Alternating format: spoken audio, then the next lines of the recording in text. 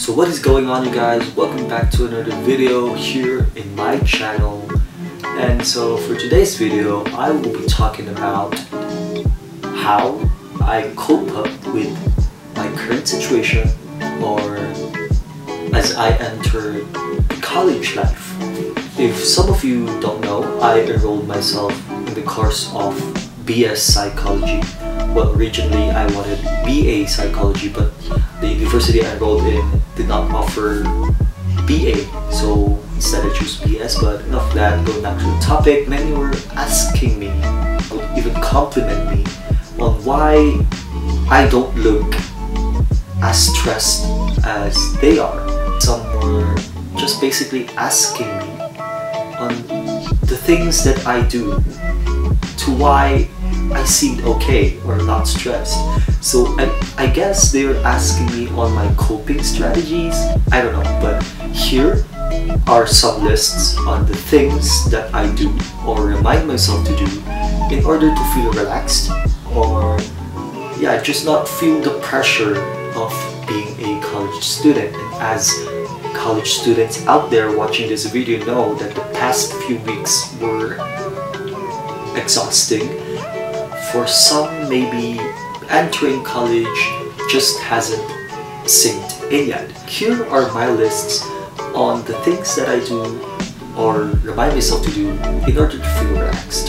So number one on my list is to organize. I know some YouTubers out there and most people would always tell you to organize your time, know your priorities, but I guess they really are true when they say you have to organize. So with the advancement of technology and the easy access to internet, easy access to download some certain apps, organizing is one of the things I do. So having a planner is good to remind you on the things that you need to do and need to pass. Tips on how I organize is: number one, I include the subject, of course, and then number two, I include the date, and then number three, I include the time. So the subject, the date, and the time. So let's say, for example, on Monday we have a quiz on one subject. Let's indicate the time, 12:30. And also on Monday we have a requirement to pass, let's say on 3:30. It would make me know which ones to prioritize first. And since, for example, since my quiz will happen earlier, then I would focus more on reviewing my quiz than if ever I am not done with doing my requirement, then I'll just continue doing my requirement after that subject. So yeah, I think it's just in terms of prioritizing which ones to do first. But for some people, they would do things or prioritize things that would require less effort and time. But for me, I prioritize on what's earlier to be done or submitted. So yeah, the number two is pause. Yeah, pause. From time to time, you have to stop what you're doing to breathe. I mean, yeah, it is important to get things done, but if you bombard yourself with all these activities, all these procedures, then you just give yourself more reason to be stressed. So what I do is, from time to time, after doing, let's say, a certain phase to this requirement, I would pause for a minute or two. I will take a deep breath. I'll take whatever I have finished and just look at it, and appreciate what I have done or what I've just accomplished. It's to remind you on the efforts that you've poured in that creation and that you're willing to do more. So what I would do is, yeah, pause, look at what I just accomplished, and then resume back to work. Or for some cases, I would play music, and then when the chorus or my favorite line of the music starts to come up, that's the time I would pause and just, dance to the rhythm. And Yeah, for most of the times I listen to twice when doing requirements or reviewing. Twice has been recently my go-to song.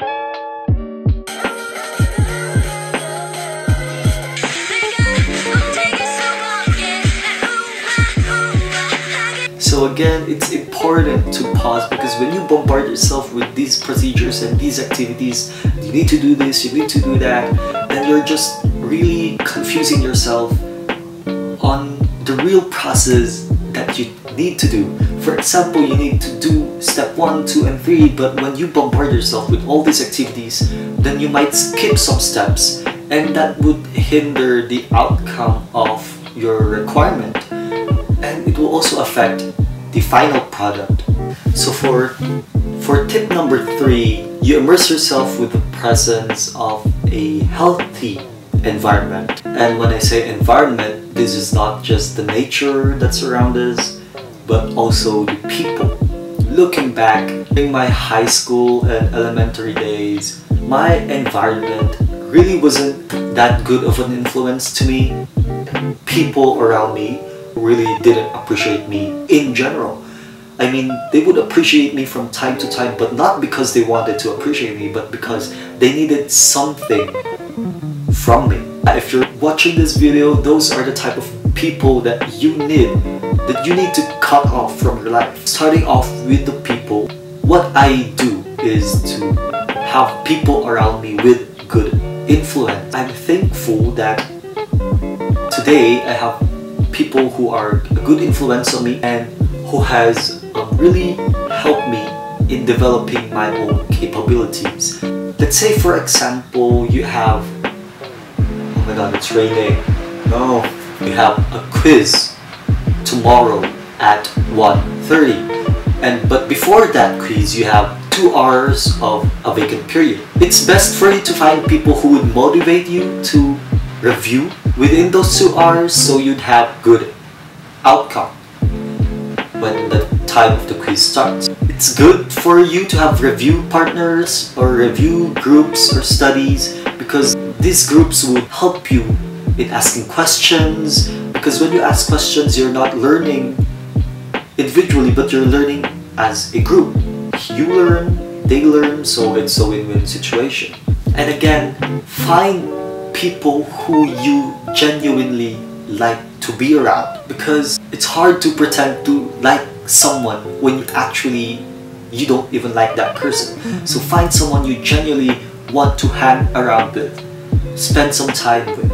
Starting in senior high, I wanted to surround myself with people who can think critically or who are open to other concepts, because surrounding yourself with people who just think so negatively, this hinders your overall performance, and it also affects the way you think. When you choose to think close-mindedly, you restrict yourself of your own capabilities, you restrict yourself of growing. I'm not saying that you be open to all concepts, but what I'm saying is that just try into being open. We have our own beliefs and understanding, but let's not enforce these understandings or these practices onto others.